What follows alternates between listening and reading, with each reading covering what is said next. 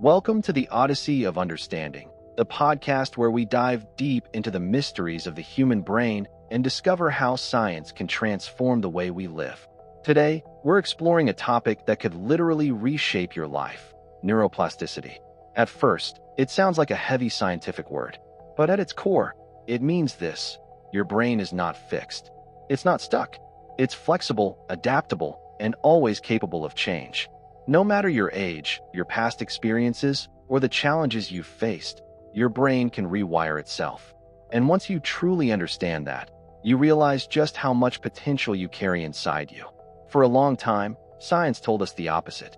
We believed that the brain was like a machine, hardwired at birth, peaking in childhood, and slowly declining as we aged. Many people carried the belief that once you reached adulthood, your brain's abilities were set in stone. If you weren't good at math, too bad. If you lost brain function from an injury, nothing could be done. But modern neuroscience has proven something far more inspiring. The brain is not a rigid machine. It's a living, breathing city that's constantly building, repairing, and rerouting its pathways. That's neuroplasticity. Let's step back for a moment and look at how this idea developed. For centuries, scientists thought the brain was unchangeable. In the 18th and 19th centuries, the dominant belief was that the nervous system was hardwired. Once damaged, it stayed damaged. Once developed, it stayed the same. But there were early voices who questioned this. One of the most important was Santiago Ramon y Cajal, often called the father of modern neuroscience. In the late 1800s, he studied neurons under a microscope and made a radical claim: the brain is not fixed. Neurons could form new connections. He described the brain as a dynamic organ capable of change. Still, his ideas were ahead of their time, and for decades the scientific community clung to the old view. It wasn't until the second half of the 20th century that solid evidence started to build. In the 1960s and 70s, researchers studying animals discovered that their brains changed in response to environment and experience.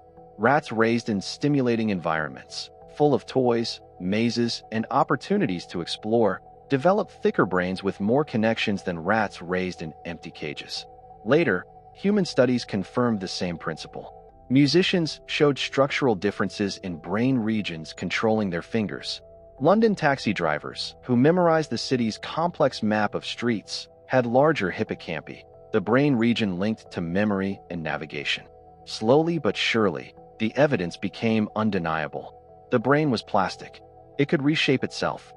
What exactly is neuroplasticity? So what does this actually mean? At the simplest level, neuroplasticity is the brain's ability to reorganize itself by forming new neural connections throughout life. Think of your brain like a city. Every thought, action, or experience is like a car driving down a road. The more often a car travels the same road, the smoother and wider that road becomes. That's how habits and skills form. Your brain is literally strengthening those pathways. Neuroplasticity is the process of not only widening those roads, but also building new ones. Sometimes it even creates detours when old roads are blocked, like when someone recovers abilities after a stroke by training other parts of the brain to take over lost functions. There are two main types of neuroplasticity. 1. Structural plasticity. This is about the brain physically changing. Neurons sprout new branches, synapses strengthen or weaken, and gray matter can even increase in density. 2. Functional plasticity. This is when the brain shifts functions from one area to another. For example, if one part of the brain is injured, another region can sometimes adapt to take over its role. Both are happening all the time, though we don't notice it consciously.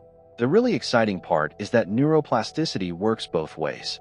It can build positive patterns, like learning a language, mastering a new instrument, or cultivating mindfulness. But it can also build negative patterns, like reinforcing anxiety, addictive behaviors, or chronic stress. That means the responsibility and the opportunity lies with us. The brain will adapt to whatever we feed it, good or bad. In the next section, we'll explore exactly how neuroplasticity works on a biological level and what conditions make it stronger.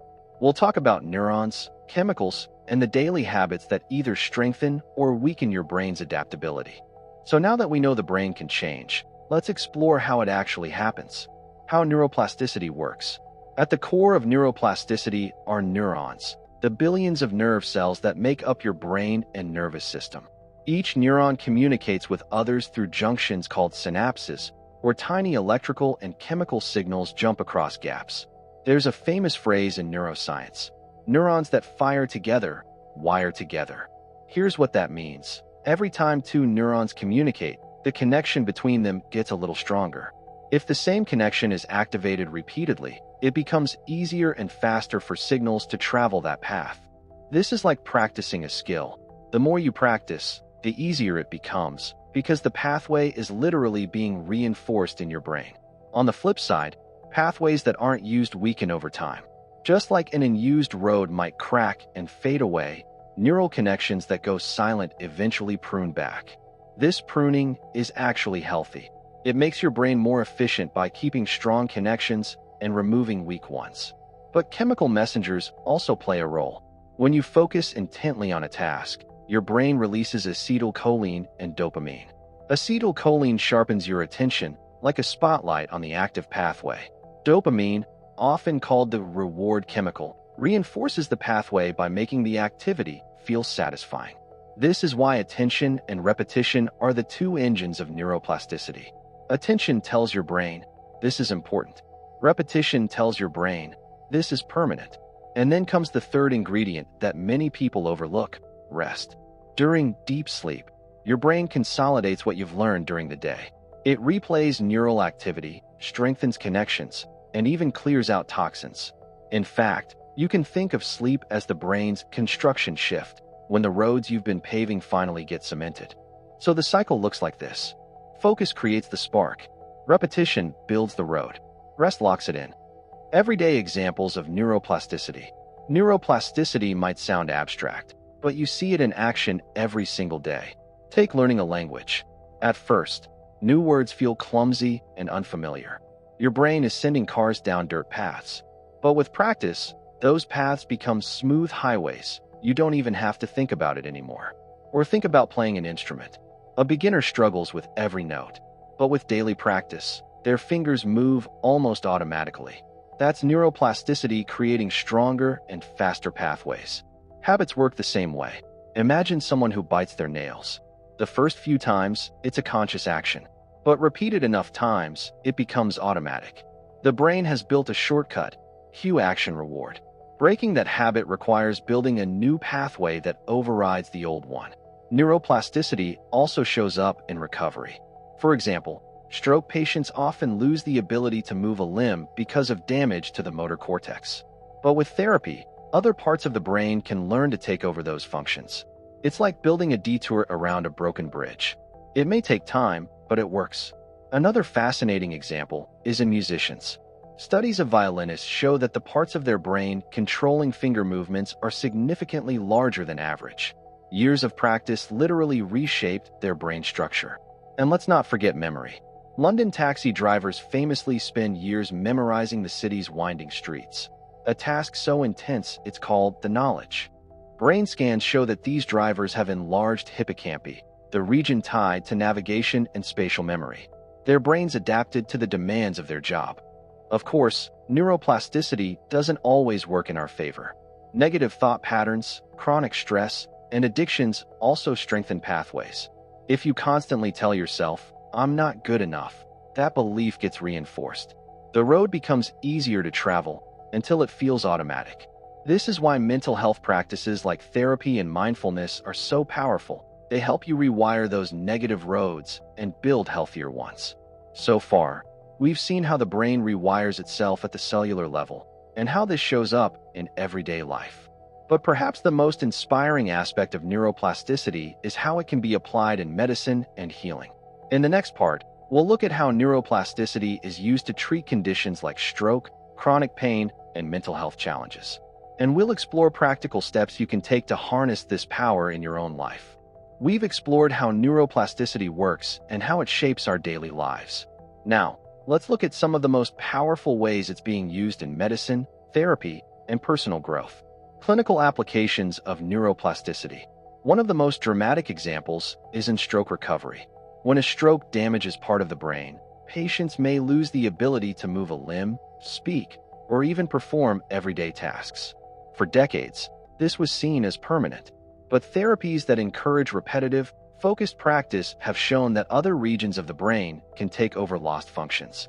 Through consistent effort, patients can relearn how to walk, talk, or write. It may not be easy, but it proves the brain is adaptable. Another example is the phenomenon of phantom limb pain. Many amputees continue to feel sensations, even pain, in a limb that's no longer there. This happens because the brain's map of the body is still wired as if the limb exists.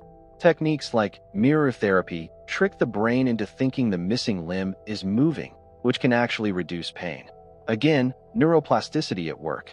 Chronic pain itself is also linked to plasticity. When pain pathways are activated repeatedly, the brain becomes more sensitive, amplifying pain signals. But therapies that retrain the nervous system, like mindfulness, graded movement, or neurofeedback, can calm those pathways and reduce pain perception. And then there's mental health. Conditions like anxiety, depression, and PTSD are tied to negative wiring in the brain. Repeated stressful thoughts strengthen pathways of fear and rumination. But interventions like cognitive behavioral therapy, CBT, or mindfulness meditation create new, healthier circuits. Brain scans of people who practice meditation show changes in areas related to attention, emotion regulation, and even compassion. In other words, healing the mind is not just metaphorical, it's physical. The brain is changing. Now, how to harness neuroplasticity in daily life? The big question is, how can you put neuroplasticity to work for yourself? Here are a few practical steps, grounded in neuroscience. 1. Focus with intention. When learning something new, give it your full attention. Multitasking dilutes the effect. Your brain needs to know this matters. 2. Repeat consistently. Short, daily practice is far more effective than long, infrequent practice. Even 15 minutes a day can create lasting changes over time. 3. Embrace challenge. Neuroplasticity is strongest when you push just beyond your comfort zone. Not so hard that you feel overwhelmed, but challenging enough that your brain has to adapt. 4. Rest and sleep. Don't underestimate recovery. Deep sleep is when your brain consolidates and locks in learning. Protect your sleep as much as you protect your practice. 5. Move your body. Physical exercise boosts brain plasticity by increasing blood flow, growth factors, and oxygen to the brain. Movement literally primes the brain for learning. 6. Practice mindfulness. Meditation strengthens attention networks and weakens negative loops of worry. Just a few minutes a day can start to rewire your brain toward calm and clarity. 7. Reframe the negative. Remember that neuroplasticity also strengthens bad habits. If you notice repeating patterns of self-criticism or fear, catch them and consciously replace them with healthier thoughts. Over time, the new pattern becomes the default. Think of your brain like a garden. Attention is the sunlight. Repetition is the watering. Rest is the soil where growth takes root. And your daily choices are the seeds you plant. With care, your brain can grow in any direction you choose. Now the closing thoughts. Neuroplasticity is more than a scientific discovery. It's a message of hope. It tells us that our story is never finished, that we are not trapped by our past, that our brains, and therefore our lives, are always works in progress. You can learn at any age. You can break old habits and form new ones. You can recover, heal, and grow in ways you might never have thought possible. All it takes is attention, repetition, and rest. Focus on what matters. Practice it daily, and give your brain the time to strengthen those pathways. So the next time you catch yourself thinking, I can't change, remember, your brain disagrees. It is changing every day. The only question is, what direction will you guide it in? Thank you for joining me on this journey through the science and the power of neuroplasticity. If you found this episode valuable, share it with someone who could use the reminder that they are not stuck. They are adaptable, flexible, and capable of growth. This is the odyssey of understanding.